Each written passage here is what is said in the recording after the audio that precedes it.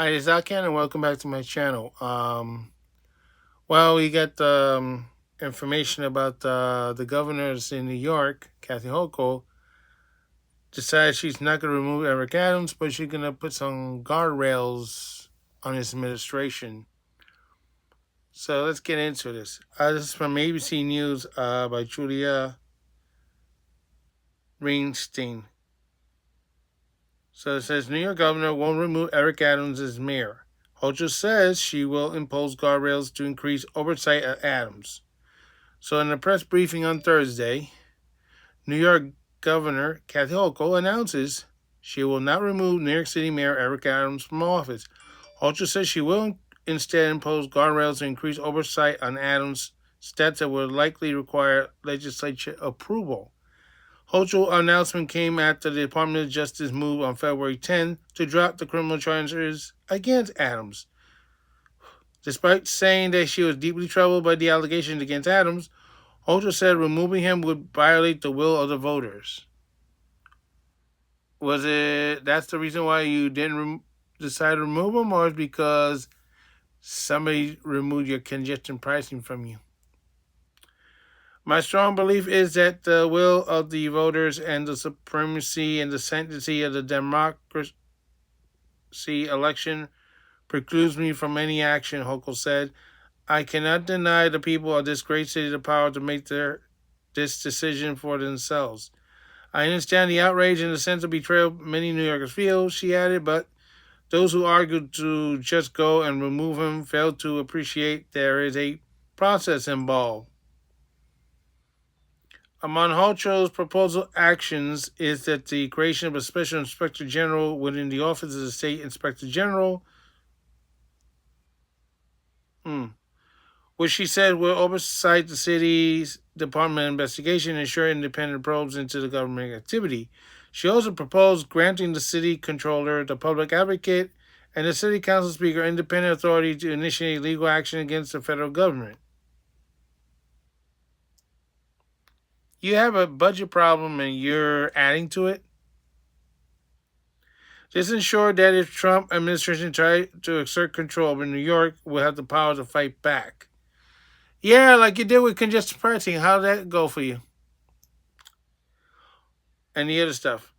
Hochul also pledged increased funding for the Office of Deputy State Controller for City Oversight, providing further scrutiny of city decisions related to federal policies. In other words, they're not happy that he's cooperating in terms of ICE. This is an opportunity to install safeguards that we need to have in place to give people confidence that there is only one factor in every decision that made, and that is what's best for the people of the city of New York. She said, how about staying out of our affairs in the city of New York? That would be the best judgment. She framed the measure as a direct response to what she called Trump revenge tour, according to the president attempting to punish New York following his felony convictions. That's nice.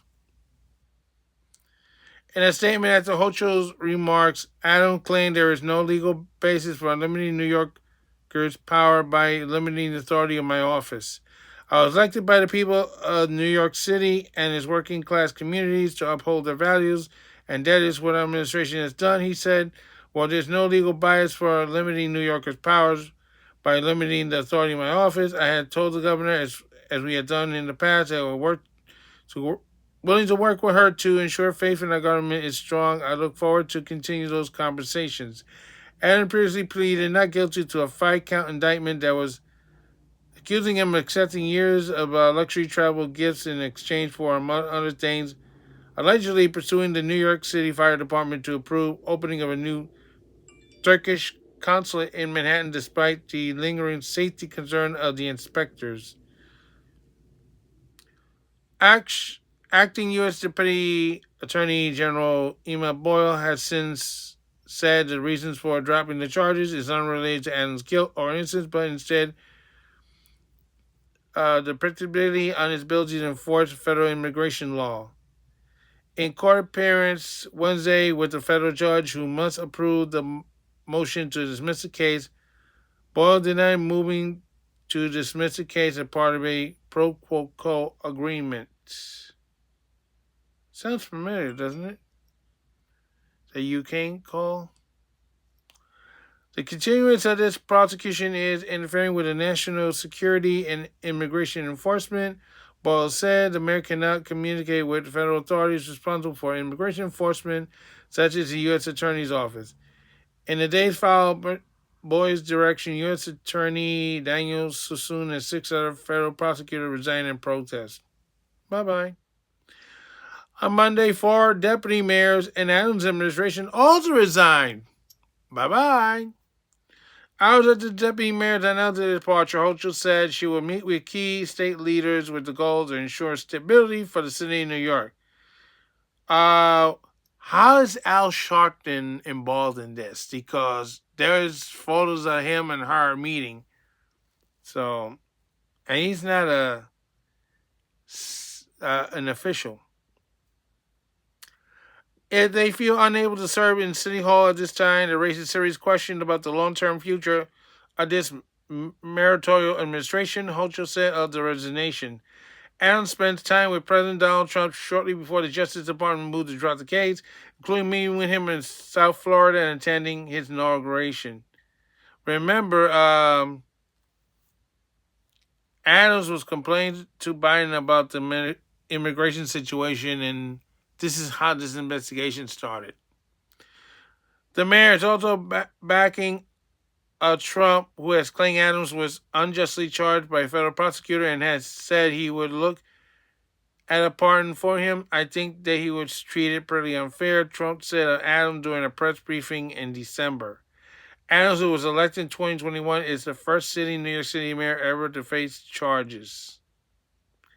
So ABC News, Jason Polak contributed to this report. Yes, but you got to remember, Adams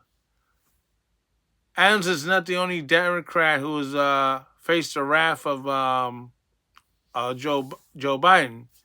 As you recall, a New Jersey senator, Bob Melendez, also felt the wrath of Joe Biden. And he was prosecuted. He is found guilty. He's supposed to be sentenced. I don't know when he's supposed to start serving it. But that was Biden's message to Bob. You know, you're screwing me, I'm going to screw you. I'm going to make you look like Donald Trump. Ha ha ha.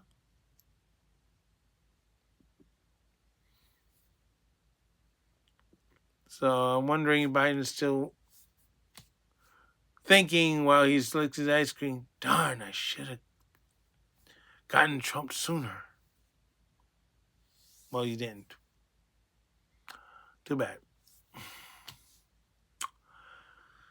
So, I think in response to what Kathy Hochul was doing is what led to Trump deciding to drop the hammer on the congestion pricing. So she got burned by congestion pricing not once but twice. And if it doesn't, and if she fails in the court, oh my gosh, she's in big doo-doo. So this is Al Kane saying so long for now, and don't forget to stop.